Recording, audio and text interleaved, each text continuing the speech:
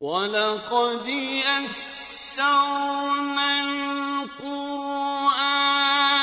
لِلذِّكْرِ فَهَلْ مِن مُّدَّكِرٍ۔ اور ہم نے قرآن کو سمجھنے کے لیے آسان کر دیا، تو کوئی ہے جو سوچے سمجھے۔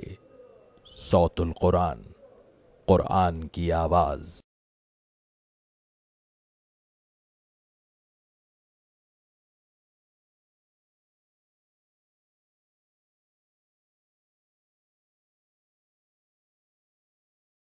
نحمده ونصلي على رسوله الكريم اما بعد فاعوذ بالله من الشيطان الرجيم بسم الله الرحمن الرحيم قل انما انا منذر وما من اله الا الله الواحد القهار صدق اللہ العظیم۔ سورہ صاد آیت نمبر 65 سے ہم اپنا مطالعہ شروع کر رہے ہیں۔ اب یہ سورہ مبارکہ کا آخری رکوع ہے۔ اس میں آدم علیہ السلام کے واقعے کو بیان کیا گیا ہے اور نافرمانوں کو عذاب کی وعید اور ڈراوا سنایا گیا ہے۔ قل انما انا منذر، اے نبی صلی اللہ علیہ وسلم فرما دیجئے بے شک میں ایک خبردار کرنے والا ہوں۔ وما من الہ الا اللہ الواحد القہار، اور اللہ کے سوا کوئی معبود نہیں، وہ اللہ واحد ہے، زبردست ہے۔ رب السماوات والارض، رب ہے آسمانوں اور زمین کا، وما بینہما، اور جو کچھ ان دونوں کے درمیان ہے، العزیز الغفار، غالب ہے، بہت بخشنے والا ہے۔ قل هو نبأ عظیم، اے نبی صلی اللہ علیہ وسلم فرما دیجئے کہ وہ ایک بڑی خبر ہے، مراد ہے قیامت۔ انتم عنہ معرضون، تم اس سے اعراض کرتے ہو۔ ما کان لی من علم بالملأ الاعلی اذ یختصمون، مجھے کچھ خبر نہیں ہے عالم بالا کی کہ جب وہ آپس میں بحث کر رہے ہوتے ہیں۔ مراد ہے کہ فرشتے کہ جن کے آپس میں بھی کبھی کچھ مباحثے ہو جایا کرتے ہیں، تو اللہ کے رسول صلی اللہ علیہ وسلم فرما رہے ہیں کہ مجھے اس کا علم نہیں ہے۔ ان یوحیٰ الی الا انما انا نذیر مبین، میری طرف تو بے شک یہی وحی کی جاتی ہے کہ میں واضح طور پر خبردار کرنے والا ہوں۔ اب آدم علیہ السلام کا واقعہ شروع ہو رہا ہے۔ اذ قال ربک للملائکۃ انی خالق بشرا من طین، یاد کرو جو تمہارے رب نے کہا فرشتوں کو کہ میں مٹی سے ایک انسان کو بنانے والا ہوں۔ اب یہ 7ویں اور آخری مرتبہ قرآن حکیم میں واقعہ آ رہا ہے۔ فَإِذَا سَوَّيْتُهُ وَنَفَخْتُ فِيهِ مِن رُوحِي، بس جب میں اسے درست کر لوں یعنی مکمل کر لوں اس کی تخلیق اور اس میں اپنی روح میں سے کچھ پھونک دوں، فَقَعُوا لَهُ سَاجِدِينَ، تو اے فرشتوں تم اس کے سامنے سجدہ ریز ہو جانا۔ فَسَجَدَ الْمَلَائِكَةُ كُلُّهُمْ أَجْمَعُونَ، تو سجدہ کیا فرشتوں نے، تمام کے تمام نے اکٹھے ہو کر۔ یہ تاکید کا اسلوب اس مقام پر، کلہم سب کے سب، اجمعون تمام کے تمام، سب نے سجدہ کیا، الا ابلیس سوائے ابلیس کے، استکبر وکان من الکافرین، اس سے تکبر کیا اور وہ کفر یعنی انکار کرنے والوں میں سے ہو گیا۔ قال یا ابلیس، اللہ تعالیٰ نے فرمایا کہ اے ابلیس، ما منعک ان تسجد لما خلقت بیدی، تجھے سجدہ کرنے سے کس چیز سے روکا؟ اسے کہ جسے میں نے اپنے دونوں ہاتھوں سے پیدا کیا۔ یہاں اللہ تعالیٰ نے خاص طور پر ذکر کیا کہ آدم علیہ السلام کو یعنی اس انسان کو اللہ نے اپنے دونوں ہاتھوں سے پیدا کیا، اور اسی میں اس طرح بھی اشارہ ہے کہ اللہ تعالیٰ نے دونوں عالم انسان میں جمع کر دیے۔ ایک عالم امر ہے جس سے متعلق فرشتے، وحی اور انسانی روح ہے، اور ایک عالم خلق ہے، اس کے علاوہ باقی تمام مخلوقات۔ انسان وہ مخلوق ہے جس میں عالم خلق بھی ہے، جیسے کہ حیوانی وجود دیگر جانوروں کا، انسان کا بھی ایک حیوانی وجود ہے، ناک، آنکھیں، کان وغیرہ، اور اس میں عالم امر کی بھی ایک شے ہے، اس میں اللہ کی روح میں سے بھی کچھ پھونکا گیا ہے۔ تو یہ خاص ہے اللہ کی تخلیق کا شاہکار انسان۔ استکبرتا، کیا تو نے تکبر کیا ہے؟ ام کنت من العالین، یا تو اپنے آپ کو بڑا سمجھنے والوں اور بلند درجے والوں میں سے؟ قال انا خیر من، اس سے کہا میں اس سے بہتر ہوں۔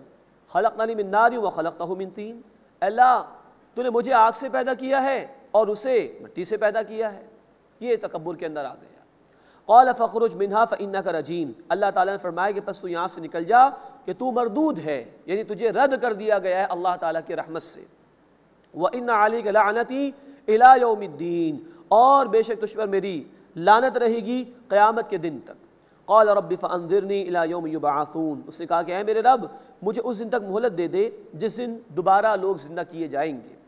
قال فإنک من المنذرین، اللہ تعالیٰ نے فرمایا کہ بے شک تو مہلت دیے گئے لوگوں میں سے ہے، الی یوم الوقت المعلوم، ایک وقت معین کے دن تک کے لیے تجھے مہلت دے دی گئی۔ قال فبعزتک لاغوینہم اجمعین، اس سے کہا کہ تیری عزت کی قسم میں ان سب کو ضرور گمراہ کروں گا، یہ اس نے اپنی دشمنی کا اعلان کیا۔ الا عبادک منہم المخلصین، سوائے ان میں سے تیرے مخلص بندوں کے جنہیں تو چن لے گا۔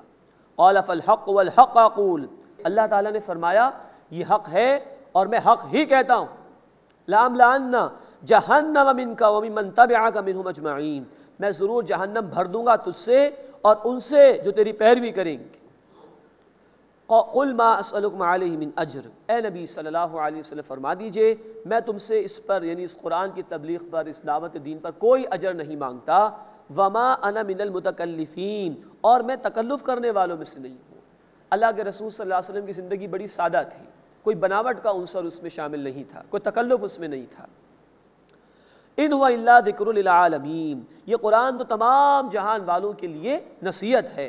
وَلَتَعْلَمُنَّ نَبَعُهُ بَعْدَ حِینٍ، اور اس کا حال ایک وقت کے بعد ضرور تم جان لو گے۔ مراد یہ کہ تم جو قرآن کو جھٹلا رہے ہو، اللہ کی دعوت کو جھٹلا رہے ہو، اس کا انجام تمہارے سامنے آیا ہی چاہتا ہے۔ بسم اللہ الرحمن الرحیم، تنزیل الکتاب من اللہ العزیز الحکیم۔ اب سورہ الزمر کا آغاز ہو رہا ہے۔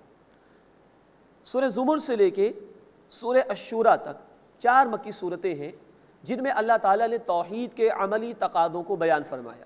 ہم انشاءاللہ دیکھیں گے سورہ الزمر میں عبادت اور اطاعت پر زور ہے کہ صرف اللہ کی عبادت ہوگی، صرف اطاعت اللہ کی ہوگی، بقیہ اطاعت ہے اس کے تحت۔ سورہ زمر کے بعد انشاءاللہ سورۃ المؤمن ہم دیکھیں گے کہ توحید کا ایک عملی تقاضا یہ ہے کہ دعا صرف اللہ سے کی جائے، یہ تفسیر سورۃ المؤمن میں ہے۔ پھر اس کے بعد ہم دیکھیں گے سورہ حامیم السجدہ، جسے سورہ فصلت بھی کہا جاتا ہے، اس میں اللہ ہی کی دین کی دعوت کو آگے عام کرنا، اس کو بڑھانا، یعنی دعوت دین، اس کے حوالے سے تفصیل آئے گی۔ اور اس کے بعد سورۃ الشورى میں ہم دیکھیں گے کہ اللہ کی توحید کا تقاضا یہ بھی ہے کہ اس کے عطا کردہ نظام کو قائم اور غالب کرنے کی کوشش کی جائے۔ تو سورۃ الشورى میں ہم دیکھیں گے اقامت دین کا ذکر ہے، یعنی اللہ کے دین کو قائم کرنا، اس کے احکامات کے نفاذ کے لیے جد و جہد کرنا۔ تو توحید کے عملی تقاضے ہیں جو اب ان 4 صورتوں میں انشاءاللہ آئیں گے، سورہ الزمر، سورۃ المؤمن، سورہ حامیم السجدہ اور سورۃ الشورى۔ توحید محض ایک عقیدے کا نام نہیں ہے، بلکہ توحید کی بنیاد پر ایک بندے کی ذاتی زندگی میں بھی تبدیلی آتی ہے، اور اسی توحید کی بنیاد پر ایک پورا اجتماعی نظام بھی قائم ہوتا ہے۔ یہ تقاضا ہے اللہ کا بندوس کہ اللہ کو مان لینا کافی نہیں، بلکہ اللہ کی ماننا بھی ضروری ہے، اللہ کے تقاضوں پر عمل کرنا بھی ضروری ہے، انفرادی سطح پر بھی اور اجتماعی سطح پر بھی۔ اللہ تعالیٰ نے ان صورتوں میں یہ بات واضح فرمائی ہے کہ خالی کلمہ پڑھ لینا یہ کافی نہیں ہے، خالی ایک مرتبہ اسلام کو قبول کر لینا یہ کافی نہیں، بلکہ عبادت اور اطاعت اللہ کی ہونی چاہیے، دعا صرف اللہ سے ہونی چاہیے۔ اس دین کی دعوت کو آگے عام کرنا ہے اور اس دین کے تقاضوں کے مطابق نظام کو قائم کرنے کی جد و جہد کرنی ہے۔ یہ ہے اللہ کے تقاضے جو عملی اعتبار سے ہیں کہ اللہ کو بھی مانو اور اللہ کی بھی مانو، زندگی کے تمام امور میں اس کے تقاضوں پر عمل کرنے کی کوشش کرو۔ سورہ زمر میں اللہ کی اطاعت، اللہ کی عبادت پر بار بار زور دیا گیا ہے۔ پہلے رکوع میں انشاءاللہ ہم دیکھیں گے عبادت کا ذکر ہے، اللہ کی قدرتوں کا بیان ہے اور ناشکرے لوگوں کا بھی ذکر کیا گیا ہے۔ تنزیل الکتاب من اللہ العزیز الحکیم، اس کتاب یعنی قرآن کا نازل کیا جانا ہے اللہ کی طرف سے جو غالب ہے، حکمت والا ہے۔ انا انزلنا الیک الکتاب بالحق، بے شک اے نبی صلی اللہ علیہ وسلم ہم نے آپ کی طرف یہ کتاب حق کے ساتھ نازل کی ہے۔ فاعبد اللہ، بس اللہ کی عبادت کیجئے، مخلصا لہ الدین، اپنی بندگی کو اسی کے لیے خالص کرتے ہوئے۔ اب یہ ہے مطالبہ جو اس مقام پر آ رہا ہے، عبادت صرف اللہ کی اور اپنی بندگی کو اللہ کے لیے مخصوص کرتے ہوئے۔ دین کے لغوی معنی بدلے کے ہیں۔ سورۃ الفاتحہ آیت نمبر 3، مالک یوم الدین، اللہ بدلے کے دن کا مالک ہے۔ دین کے معنی قانون کے بھی ہیں۔ مثال کے طور پر سورہ یوسف آیت نمبر 76 میں اس کا ذکر آیا ہے، ما کان لیأخذ اخاہ فی دین الملک، یوسف علیہ السلام کے لیے روا نہیں تھا کہ بادشاہ کے قانون کے تحت اپنے بھائی کو روکتے، یعنی بنیامین کو۔ دین کے ایک اور معنی ہے اور وہ ہے نظام کی۔ سورہ انفال آیت نمبر 39 اور سورۃ البقرہ آیت نمبر 193 میں کہا گیا کہ قتال کرو تاکہ کوئی فتنہ باقی نہ رہے، وَيَكُونَ الدِّينُ كُلُّهُ لِلَّهِ، اور دین، نظام زندگی صرف اللہ کے لیے ہو جائے۔ اور دین کے چوتھے معنی ہیں اطاعت کے، اس مقام پر یہاں پر آیا فَاعْبُدِ اللَّهَ، عبادت کرو اپنے رب کی، مخلصا لہ الدین، اپنی بندگی کو، اپنی اطاعت کو اسی کے لیے خالص کرتے ہوئے۔ تو دین کے معنی بدلے کے، بدلہ، ریوارڈ اینڈ پنشمنٹ کسی قانون کے تحت ہوتا ہے، تو دین کے معنی قانون کے بھی ہیں۔ قانون کو امپلیمنٹ کرنے کے لیے، انفورس کرنے کے لیے، لاگو کرنے کے لیے نظام کے سسٹم کی ضرورت ہے، تو دین نظام کے معنی میں بھی استعمال ہوتا ہے، اور نظام وہی نظام کہلانے کا مستحق ہے جس کی کہ اطاعت اور پیروی کی جا رہی ہو، تو لفظ دین اطاعت کے معنی میں بھی استعمال ہوتا ہے۔ یہاں کہا جا رہا ہے فَاعْبُدِ اللَّهَ، اللہ کی عبادت کرو، مخلصا لہ الدین، اپنی بندگی، اپنی اطاعت کو اسی اللہ کے لیے مخصوص کرتے ہوئے۔ یہ توحید کا عملی تقاضا، 24 گھنٹے کی زندگی میں اللہ کی بات مانو، انفرادی سطح پر بھی، اجتماعی سطح پر بھی۔ یہ ہیں جو ہمارے دین کے انقلابی تقاضے ہیں۔ بدقسمتی مسلمانوں کی عظیم اکثریت کی یہ ہے کہ ہم یہ سمجھ بیٹھے کہ ہم نے کلمہ پڑھ لیا ہماری بخشش ہو گئی، معاذ اللہ ثم معاذ اللہ۔ صحابہ کی زندگی دیکھیے رضی اللہ تعالی عنہ اجمعین، دن رات محنت ہو رہی ہے اللہ کے دین کی خاطر۔ کیا انہیں یہ بات معلوم نہیں تھی؟ نہیں، انہیں حق معلوم تھا کہ محنت کرنے کے بعد جنت کی امید رکھو اللہ سے۔ ہمیں غلط فہمی ہے کہ ہم نے کلمہ پڑھنے کے بعد سمجھ لیا کہ ہماری بخشش ہو جائے گی، بہت بڑی غلط فہمی ہماری، بہت بڑی غلط فہمی ہماری۔ پوری زندگی میں اطاعت مطلوب ہے۔ قرآن کہتا ہے سورۃ البقرہ آیت نمبر 208 ادخلوا فی السلم کافۃ، اسلام میں پورے کے پورے داخل ہو، it's a whole package, complete package, پورا اسلام لے کر آؤ۔ اور سورۃ البقرہ آیت 85 میں کہا گیا کچھ باتوں کو مانو گے، کچھ کو نہیں مانو گے تو یہ قابل قبول نہیں، اس پر دنیا میں ذلت اور رسوائی اور آخرت میں شدید عذاب اللہ کی طرف سے۔ یہ ہے توحید کا عملی تقاضا۔ لوگ آسان سمجھتے ہیں مسلمان ہونا کہ کلمہ پڑھ لے تو ہماری بخشش ہو گئی، بھائی نہیں، محنت کرنی ہے، انفرادی سطح پر بھی اللہ کی اطاعت اور اجتماعی نظام میں بھی اللہ کی اطاعت، جس کے لیے تقاضا آئے گا انشاءاللہ سورۃ الشورى آیت نمبر 13 میں اقیموا الدین، دین کو قائم کرو، ولا تتفرقوا فیہ، اور اس کے بارے میں کسی شک اور شبہے میں مبتلا نہ ہو جائے۔ اللہ ہمیں پوری زندگی میں اپنی اطاعت کی توفیق عطا فرمائے اور اسی کے ہو رہنے کی توفیق عطا فرمائے۔ ذاتی حیثیت میں فوراً ہمیں عبادت کرنی چاہیے اللہ کی، جہاں قرآن نے کہا نماز ادا کرو ہم کر سکتے ہیں، کوئی منع تو نہیں، کسی نے روکا تو نہیں۔ زکوٰۃ ادا کرو، حج ادا کرو، روزہ رکھو، ماں باپ کی خدمت کرو، جھوٹ نہ بولو، سچ بولو، شراب کو ہاتھ نہ لگاؤ، ان احکامات پر تو فوراً عمل ہو سکتا ہے۔ ہاں کچھ تقاضے اجتماعی سطح پر، سود کا نظام ختم کرو ورنہ اللہ اور رسول کے خلاف اعلان جنگ ہے تمہاری طرف سے گویا، سود کا نظام ختم کرو ورنہ تیار ہو جاؤ اللہ اور اس کے رسول سے جنگ کے لیے۔ سورہ البقرہ آیت 279 میں الفاظ آئے۔ تو اجتماعی نظام میں ہمیں ایک جد و جہد کرنی ہوگی تاکہ نظام اللہ کے احکامات کے مطابق قائم ہو، تبھی ہماری اطاعت خالص اللہ کے لیے ہو سکے گی۔ اللہ ہمیں اس کی توفیق عطا فرمائے۔ الا للہ الدین الخالص، آگاہ ہو جاؤ، اطاعت خالص اللہ کے لیے ہے، باقی اطاعت اس کے تحت۔ ابو داؤد شریف کی روایت، لا طاعت لمخلوق فی معصیۃ الخالق، مخلوق کی کوئی ایسی اطاعت جائز نہیں جس میں خالق کی نافرمانی ہوتی ہو۔ بندوں کے حقوق ہیں لیکن سب سے بڑا حق اللہ کا ہے، اللہ کے دین کا ہے۔ الا للہ الدین الخالص، آگاہ ہو جاؤ، اطاعت خالصتاً اللہ کے لیے ہے۔ والذین اتخذوا من دونہ اولیاء، اور جو لوگ اس اللہ کے سوا دوست بناتے ہیں، ما نعبدهم الا لیقربونا الی اللہ زلفیٰ، وہ کہتے ہیں ہم صرف اس لیے ان کی عبادت کرتے ہیں کہ وہ قربت کے درجے میں اللہ کا مقرب بنا دیں گے، ہمیں یہ ہمیں اللہ کے قریب کر دیں گے، اس لیے ان کو پکارتے ہیں۔ بتوں کی پوجا پاٹ ہوا کرتی تھی کہ یہ بت اللہ کے ہماری سفارشی ہو جائیں گے، یہ ہمیں اللہ کے قریب کر دیں گے۔ اللہ نفی فرما رہا ہے اس کی، فرمایا ان اللہ یحکم بینہم فیما ہم فیہ یختلفون، بے شک اللہ ان کے درمیان فیصلہ فرما دے گا جس بارے میں وہ اختلاف کرتے تھے، کہ پکارنا ایک اللہ کو جائز، اللہ کے سوا کوئی کسی اور کو پکارنے کی بات کرتا ہے، اس کی حاکمیت میں شرکت کرنے کی بات کرتا ہے، وہ شرک کر رہا ہے۔ ان اللہ لا یہدی من ہوا کاذب کفار، بے شک اللہ تعالیٰ کسی جھوٹے کو، کسی ناشکرے کو ہدایت نہیں دیتا۔ لو اراد اللہ ان یتخذ ولدا لاصطفى مما یخلق ما یشاء، اگر اللہ چاہتا کہ بنا لے اولاد تو اپنی مخلوق میں سے جو اس نے پیدا فرمائی جس کو چاہتا چن لیتا۔ سبحانہ، وہ اس سے پاک ہے۔ هو اللہ الواحد القہار، اور وہ اللہ یکتا ہے، زبردست ہے۔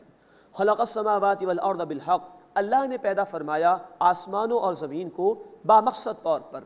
یکور اللیل علی النہار، اللہ رات کو دن پر لپیٹ دیتا ہے۔ ویکور النہار علی اللیل، اور دن کو رات پر لپیٹ دیتا ہے۔ وسخر الشمس والقمر، اور اس نے سورج اور چاند کو مسخر کر دیا، یعنی لوگوں کی خدمت پر لگا دیا۔ یہاں فرمایا کہ اللہ رات کو دن پر لپیٹ دیتا ہے اور اللہ دن کو رات پر لپیٹ دیتا ہے۔ لپیٹنے میں کچھ وقت لگتا ہے، کسی بھی شے کو بدلنا فوراً ہو جاتا ہے، ایک دم سے کوئی معاملہ ہو جائے، یعنی یہ اس بات کی طرف اشارہ ہے کہ اللہ نے نظام رات دن کا ایسا رکھا کہ تبدیلی فوراً نہیں آتی، ورنہ زندگی برقرار نہیں رہ سکتی تھی۔ آہستہ آہستہ رات جاتی ہے اور صبح کی سفیدی نمودار ہوتی ہے، پھر شام کی روشنی ختم ہوتی ہے تو آہستہ آہستہ رات آتی ہے۔ اس میں ایک بہت بڑے سائنٹیفک فیکٹ کی طرف بھی اشارہ ہے کہ زمین جو ہے بالکل فلیٹ نہیں ہے، بلکہ اللہ تعالیٰ نے اس کو اس طرح رکھا ہے شیپ کے اندر کہ یہ تبدیلی آہستگی کے ساتھ ہو تاکہ زمین کے اوپر نظام زندگی برقرار رہ سکے۔ ریسنٹ پاس میں سائنس یہ ہمیں بتا سکی ہے کہ زمین فلیٹ نہیں ہے، بلکہ اللہ نے اس کا نظام ایسا رکھا کہ آہستگی کے ساتھ یہ نظام تبدیل ہو دن اور رات کا، تاکہ زندگی زمین پر برقرار رہے۔ کل یجری لاجل مسمى، ہر ایک مدت مقررہ تک چلتا رہتا ہے۔ الا هو العزیز الغفار، آگاہ ہو جاؤ وہ اللہ غالب ہے، بہت بخشنے والا بھی ہے۔ خلقکم من نفس واحدہ، اس نے تمہیں ایک جان سے پیدا کیا، یعنی آدم علیہ السلام۔ ثم جعل منها زوجها، پھر اللہ نے ان سے ان کا جوڑا بنایا۔ وانزل لکم من الانعام ثمانیۃ ازواج، اور تمہارے لیے چوپایوں میں سے اللہ نے 8 جوڑے پیدا کر دیے، نر اور مادہ کے اعتبار سے۔ جو 4 وہاں جانور معروف تھے، گائے، بھیڑ، بکری اور اونٹ، اس کی طرف اشارہ ہے۔ یخلقکم فی بطون امہاتکم خلقا من بعد خلق فی ظلمات 3، وہ تمہیں پیدا فرماتا ہے تمہاری ماؤں کے بطن میں 3 تاریکیوں کے اندر، ایک کیفیت کے بعد دوسری کیفیت میں۔ بہت باریک بات اللہ نے بیان فرمائی۔ ہمیں تو بڑے بڑے کام کرنے کے لیے بھی روشنی درکار ہوتی ہے، یہ اتنا باریک عمل ہے، ایک معمولی قطرے سے ایک بچے کی پیدائش کا عمل جو ایک خاتون کے رحم میں ہوتا ہے، تو اس میں جو اس ماں کا بطن ہے اس کی بھی تاریکی، پھر اس کے بعد جو رحم یوٹرس اس کی بھی تاریکی، پھر اس کے اندر بچہ ایک جھلی کے اندر ہوتا ہے اس کی بھی تاریکی۔ ان تاریکیوں میں ایک کے بعد ایک کیفیت میں اللہ بچے کی تخلیق فرماتا ہے، یہ ہے اللہ کی شان۔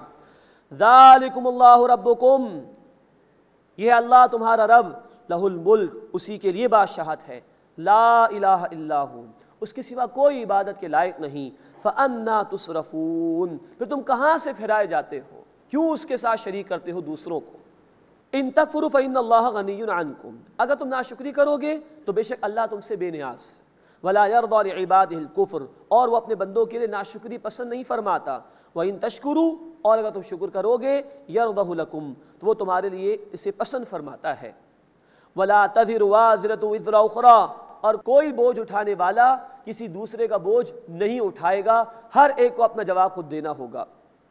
ثم الی ربکم مرجعکم، پھر تمہیں اپنے رب کی طرف لوٹنا ہے۔ فینبئکم بما کنتم تعملون، پھر وہ تمہیں بتا دے گا جو کچھ تم کیا کرتے تھے۔ انہ علیم بذات الصدور، بے شک وہ اللہ سینوں کے رازوں سے بھی واقف ہے۔ اس کے بعد ناشکر انسان کا ذکر ہے۔ وَإِذَا مَسَّ الْإِنسَانَ ضُرٌّ دَعَا رَبَّهُ مُنِيبًا إِلَيْهِ، اور جب انسان کو کوئی تکلیف پہنچتی ہے تو وہ اپنے رب کی طرف رجوع کر کے اسے پکارتا ہے۔ ثم اذا خوله نعمة منه نسي ما كان يدعو اليه من قبل، پھر جب وہ اللہ اسے اپنی طرف سے نعمت عطا فرما دیتا ہے تو وہ بھول جاتا ہے جس کے لیے اس سے پہلے اس نے اللہ کو پکارا تھا۔ یہ ہے ناشکری بندے کی۔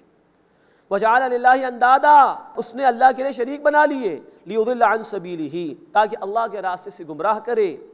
اب یہ ہے ناشکر انسان کا ذکر، ذرا مشکل آ گئی اللہ کو پکارنا شروع کر دیا، اور ذرا اللہ نے نعمت عطا فرمائی تو ناشکری، اللہ کو بھلا دیا، اور لوگوں سے بھی کہا جی فلاں نے میری مدد کر دی، فلاں نے میری مدد کر دی، اللہ کو بھول گیا وہ، یوں وہ دوسروں کو بھی اللہ کے راستے سے روکنے کا باعث اور ذریعہ بن جاتا ہے۔ قل تمتع بکفرک قلیلا، اے نبی صلی اللہ علیہ وسلم فرما دیجئے فائدہ اٹھا لے اپنے کفر سے تھوڑا سا، انک من اصحاب النار، بے شک تو آگ والوں میں سے ہے۔ اب اللہ تعالیٰ ایک موازنہ بیان کر رہے ہیں شکر گزار آدمی کا اور ناشکر انسان کا۔ امن ہوا قانت آناء اللیل ساجدا وقائما، کیا وہ جو رات کی گھڑیوں میں عبادت کرنے والا ہے سجدہ ریز ہو کر اور کھڑے ہو کر، یحذر الآخرہ، وہ آخرت سے ڈرتا ہے، ویرجو رحمت ربی، اور اپنے رب کی رحمت سے امید رکھتا ہے، کیا یہ اس ناشکرے کے برابر ہو سکتا ہے جس کا ذکر پہلے آیا؟ قل هل يستوي الذين يعلمون والذين لا يعلمون، اے نبی صلی اللہ علیہ وسلم فرما دیجئے کیا برابر ہیں وہ جو علم رکھتے ہیں اور وہ جو علم نہیں رکھتے؟ ایک آدمی اللہ کو پہچانتا ہے، اس کی نعمتوں کا اعتراف کرتا ہے، اس کا شکر ادا کرتا ہے، اس کی خشیت کا ادراک رکھتا ہے، اس کے عذاب سے ڈرنے کی کوشش کرتا ہے، بچنے کی کوشش کرتا ہے، اور دوسرا وہ ہے جو اللہ کا ناشکرہ بندہ ہے، اللہ کی نعمتوں کا اعتراف نہیں کرتا، اللہ کا احسان نہیں مانتا، اللہ کے احکامات پر عمل نہیں کرتا، کیا برابر ہو سکتے؟ یہ سوالیہ انداز میں غور و فکر کی دعوت دی جا رہی ہے۔ قل هل يستوي الذين يعلمون والذين لا يعلمون، ان الفاظ سے یہ بھی معلوم ہوتا ہے کہ علم والے اور وہ لوگ جو علم نہیں رکھتے وہ برابر نہیں ہو سکتے۔ ہمارے دین میں بھی علم کی بڑی فضیلت ہے، آدم علیہ السلام کو بھی فضیلت دی گئی علم کی بنیاد پر، پہلی وحی میں بھی 2 مرتبہ پڑھنے کا ذکر ہے، اقرأ بسم ربک الذی خلق، سورۃ العلق کے آغاز میں، اور 1 مرتبہ قلم کا ذکر ہے۔ تو ہمارے دین میں علم کی بڑی اہمیت ہے، اللہ میں سب سے بڑا علم یعنی قرآن کا علم حاصل کرنے کی توفیق عطا فرمائے۔ انما یتذکر اولو الالباب، بے شک نصیحت تو وہی لوگ قبول کرتے ہیں جو عقل والے ہیں۔ اس کے بعد اس سورہ مبارکہ کا دوسرا رکوع شروع ہو رہا ہے، اس میں نیک اور برے لوگوں کا ذکر ہے اور بشارات بھی دی گئی ہیں اہل ایمان کے لیے، اور برے لوگوں کا انجام بھی بیان کیا گیا ہے۔ قل یا عباد الذین آمنوا اتقوا ربکم، اے میرے نبی صلی اللہ علیہ وسلم میرے ان بندوں سے فرما دیجیے جو ایمان لائے، اتقوا ربکم، اپنے رب کا تقوی اختیار کرو۔ دیکھیے مکی صورتوں میں خطاب کا انداز یہ ہوتا ہے قل یا عبادی الذین آمنوا، اے نبی صلی اللہ علیہ وسلم میرے ان بندوں سے فرما دیجیے جو ایمان لائے، جبکہ مدنی صورتوں میں جب ایک امت بن چکی تھی مدینے میں جا کر خطاب ہوتا ہے یا ایھا الذین آمنوا کے الفاظ میں، قل یا عباد الذین آمنوا اتقوا ربکم، اے نبی صلی اللہ علیہ وسلم میرے ان بندوں سے فرما دیجئے جو ایمان لائے اپنے رب کا تقوی اختیار کرو، اس کی نافرمانی سے بچو۔ للذین احسنوا فی ہذہ الدنیا حسنہ، جن لوگوں نے اس دنیا میں عمدہ اعمال کیے ان کے لیے بھلائی ہے، وارض اللہ واسعہ، اور اللہ کی زمین وسیع ہے۔ یہ ہجرت کی طرف بھی اشارہ ہے، ہجرت کرنے والوں کو بھی اللہ اجر عطا فرمائے گا۔ انما یوفی الصابرون اجرهم بغیر حساب، بے شک اللہ تعالیٰ صبر کرنے والوں کو ان کا اجر بغیر حساب کے عطا فرمائے گا، پورا پورا عطا فرمائے گا۔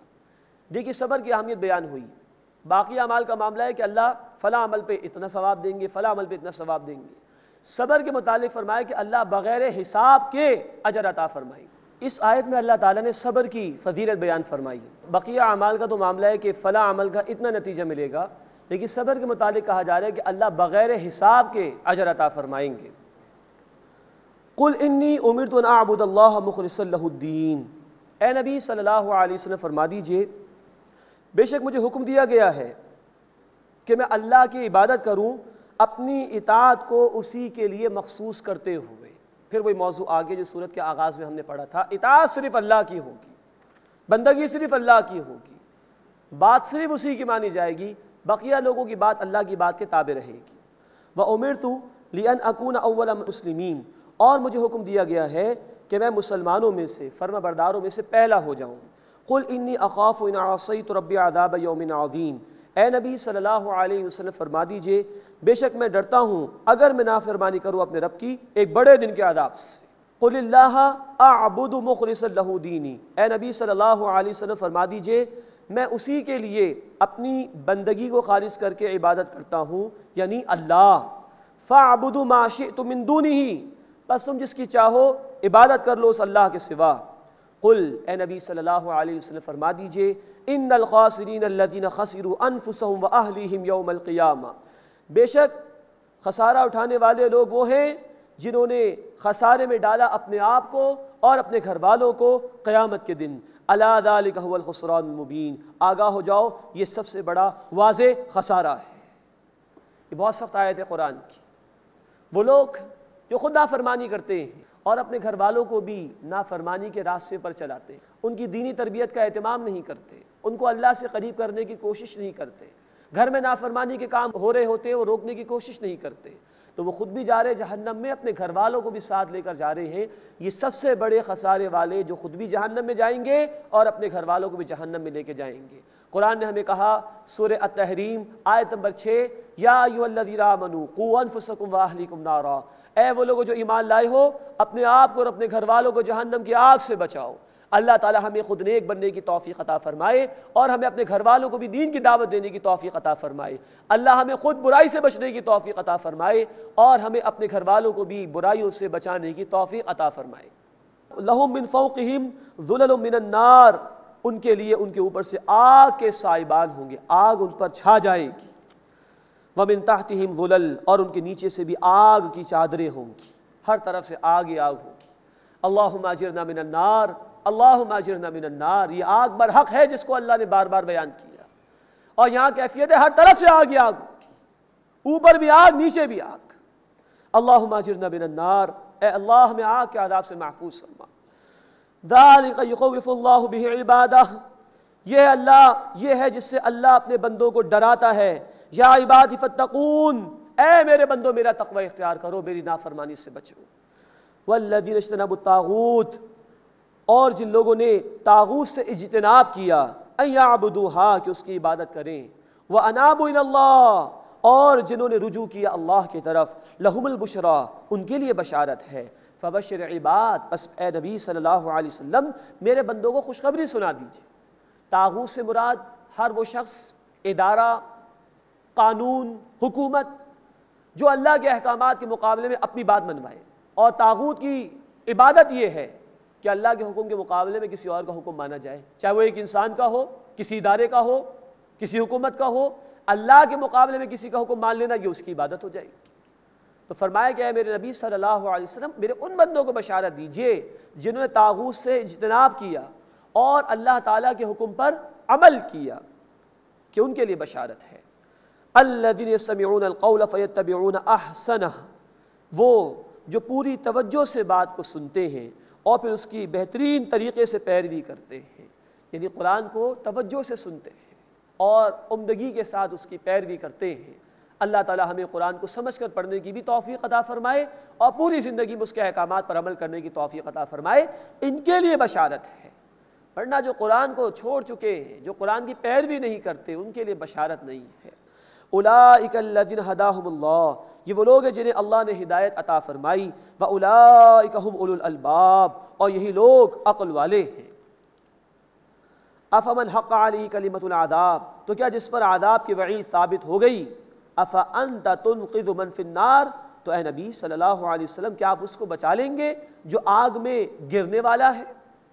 ظاہری بات ہے کہ ایسے لوگوں کا تو کوئی حامی نہیں ہوگا۔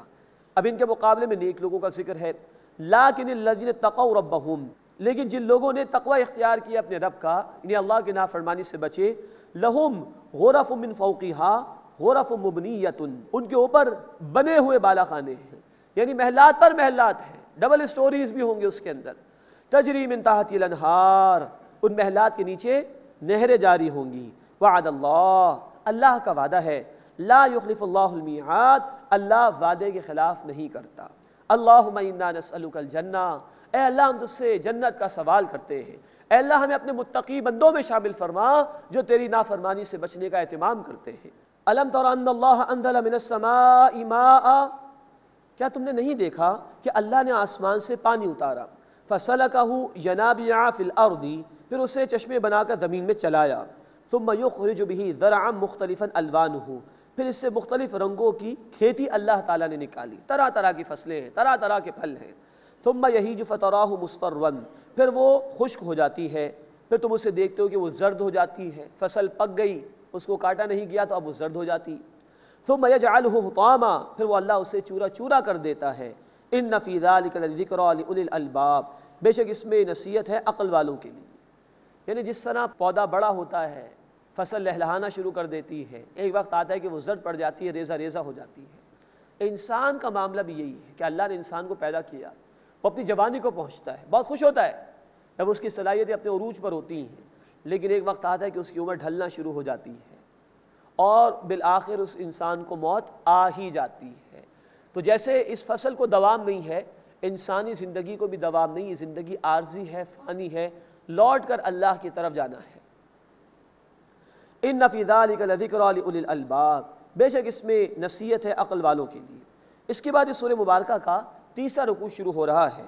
اس میں قرآن کی عظمت کا بیان ہے، عذاب کی وعید بھی سنائی گئی ہے اور توحید کے دلائل بھی بیان کیے گئے ہیں۔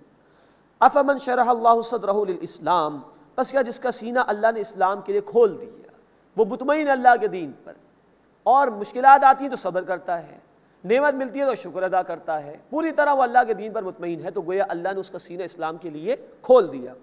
فہو علی نور من ربہ، تو وہ اپنے رب کی طرف سے نور پر ہے، روشنی اس کے پاس موجود ہے ہدایت کی، اور وہ صحیح راستے پر چل رہا ہے۔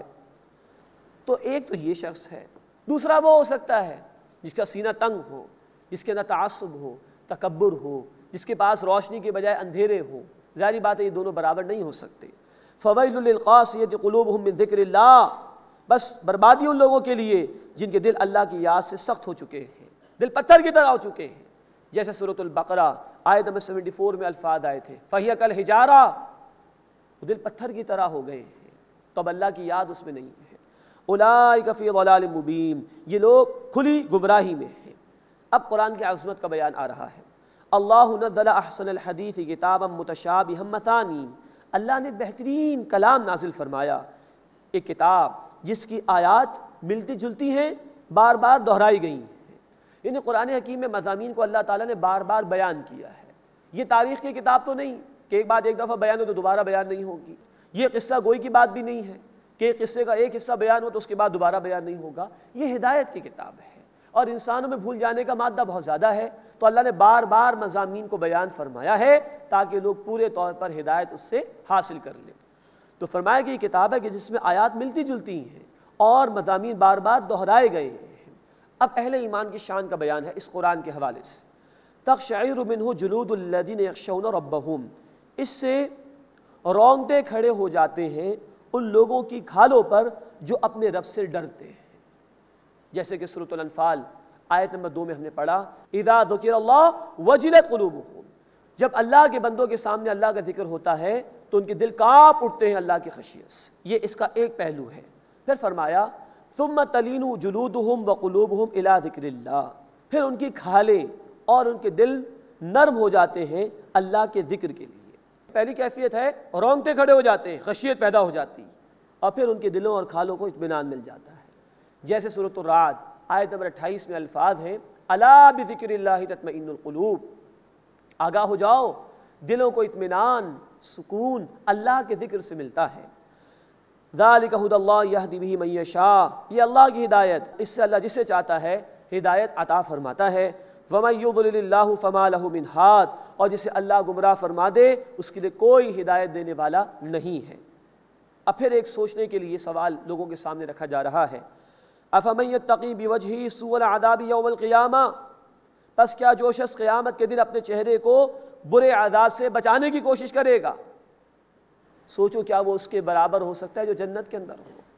ایک وہ ہے کہ جس کو آگ میں ڈال دیا گیا، اور یہ چہرہ سب سے زیادہ شرف اسی عضو میں ہے انسان کے وجود میں، اسی کو سنوارنے کا سب سے زیادہ اہتمام ہوتا ہے، تو کیا وہ جو اپنے چہرے کو آگ سے بچانے کی کوشش کر رہا ہو وہ زیادہ بہتر ہوگا؟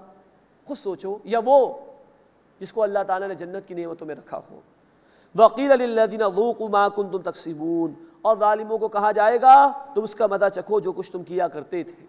كَذَّبَ الَّذِينَ مِن قَبْلِهِمْ، ان سے پہلے بھی لوگوں نے جھٹلایا۔ فَأَتَاهُمُ الْعَذَابُ مِنْ حَيْثُ لَا يَشْعُرُونَ، تو ان پر عذاب آیا وہاں سے جہاں سے انہیں شعور بھی نہیں تھا، خیال بھی نہیں تھا۔ فَأَذَاقَهُمُ اللَّهُ الْخِزْيَ فِي الْحَيَاةِ الدُّنْيَا، بس اللہ نے انہیں دنیا کی زندگی میں رسوائی کا مزہ چکھایا۔ وَلَعَذَابُ الْآخِرَةِ أَكْبَرُ، اور آخرت کا عذاب سب سے بڑا ہے۔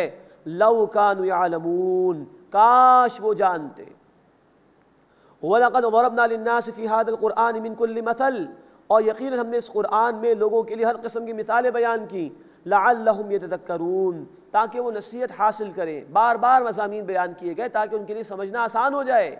قرآن عربیہ، عربی قرآن، غیر ذی عوج، کسی کجی کے بغیر، کسی ٹیڑھ کے بغیر، آسان ہے، مشکلات نہیں ہے اس کے اندر۔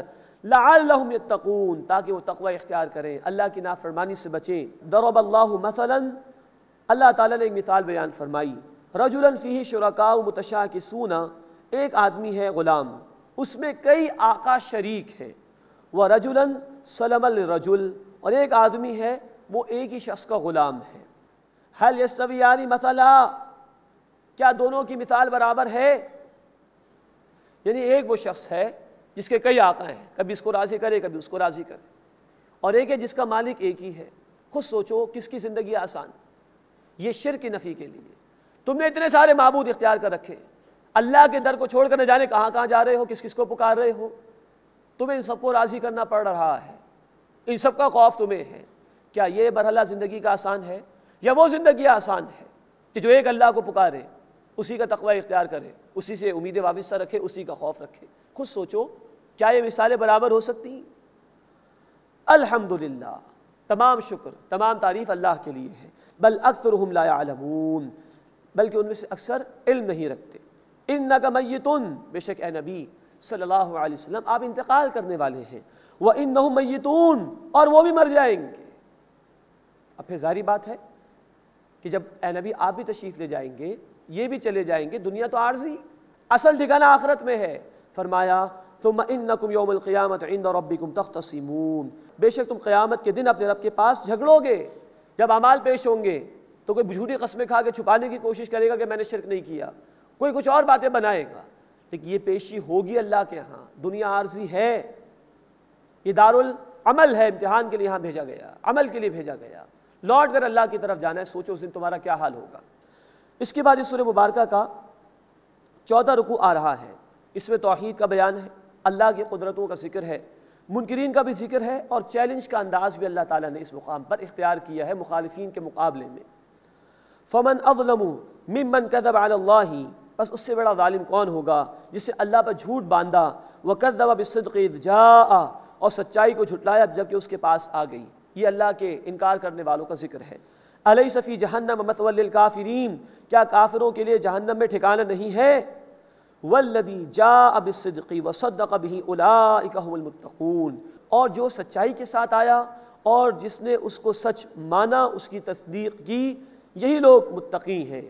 لہم ما یشاءون عند ربہم، ان کے لیے ان کے رب کے ہاں وہ ہوگا جو وہ چاہیں گے۔ ذالک جزاء المحسنین، یہ بدلہ ہے عمدگی کے ساتھ عمل کرنے والوں کا۔ اللہ ہمیں ان بندوں میں شامل فرمائے جو پوری زندگی اللہ کی اطاعت کرنے والے اور عمدہ عمل کرنے والے ہیں۔ لیکفر اللہ عنہم اسوأ الذی عملوا، تاکہ اللہ ان سے ان کے اعمال کی برائی دور فرما دے، ویجزیہم اجرہم باحسن الذی کانوا یعملون، اور اللہ انہیں ان کے اعمال کا بہترین بدلہ عطا فرمائے۔ الیس اللہ بکاف عبدہ، کیا اللہ اپنے بندے کے لیے کافی نہیں ہے؟ اب یہ ہر انسان سے اللہ کا خطاب ہے۔ کیا تمہیں اللہ کی قدرت میں کوئی کمی محسوس ہو رہی؟ کیا اس کے خزانوں میں کوئی کمی ہے؟ تو کیوں اس سے توقعات وابستہ نہیں کرتے؟ کیوں اس کو چھوڑ کر تم نے جھوٹے معبود اختیار کر لیے، یا اپنے جیسے کسی انسان پر تم نے تکیہ کر لیا ہے کہ یہ میری بگڑی بنا دے گا یا یہ مجھے نقصان پہنچا دے گا؟ تم لوگوں سے ڈر رہے ہو؟ کیا اللہ تمہارے لیے کافی نہیں؟ بہت عظیم آیت ہے قرآن کی، سرچنگ کوسچن ہے اللہ کی طرف سے۔ کیا اس کی قدرت میں تمہیں کوئی کمی محسوس ہوتی؟ کیوں نہیں اس کو مانتے ہو؟ کیوں اس پر توکل نہیں کرتے؟ کیوں اسے آس نہیں لگاتے؟ کیوں اس کے سامنے نہیں جھکتے؟ کیوں نہیں اس کو پکارتے؟ الیس اللہ بکاف عبدہ، کیا اللہ اپنے بندے کے لیے کافی نہیں؟ ویخوفونک بالذین من دونہ، اور اے نبی صلی اللہ علیہ وسلم وہ آپ کو ڈراتے ان سے جو اللہ کے سوا جھوٹے معبود ہیں۔ ومن یضلل اللہ فما لہ من ہاد، اور جس کو اللہ گمراہ فرما دے اس کو کوئی ہدایت دینے والا نہیں ہے۔ ومن یہد اللہ فما لہ من مضل، اور جسے اللہ ہدایت عطا فرمائے اسے کوئی گمراہ کرنے والا نہیں۔ الیس اللہ بعزیز ذی انتقام، کیا اللہ غالب بدلہ لینے والا نہیں ہے؟ اللہ کا تو اختیار ہے. اللہ کو چھوڑ کر جن سے تو توقعات وابستہ کر رہے ہو ان کا کوئی اختیار نہیں. وَلَئِن سَأَلْتَهُم مَّن خَلَقَ السَّمَاوَاتِ وَالْأَرْضَ لَيَقُولُنَّ اللَّهُ. اے نبی صلی اللہ علیہ وسلم اگر آپ ان سے سوال کریں کہ آسمان اور زمین کو کس نے پیدا کیا، وہ ضرور کہیں گے اللہ نے.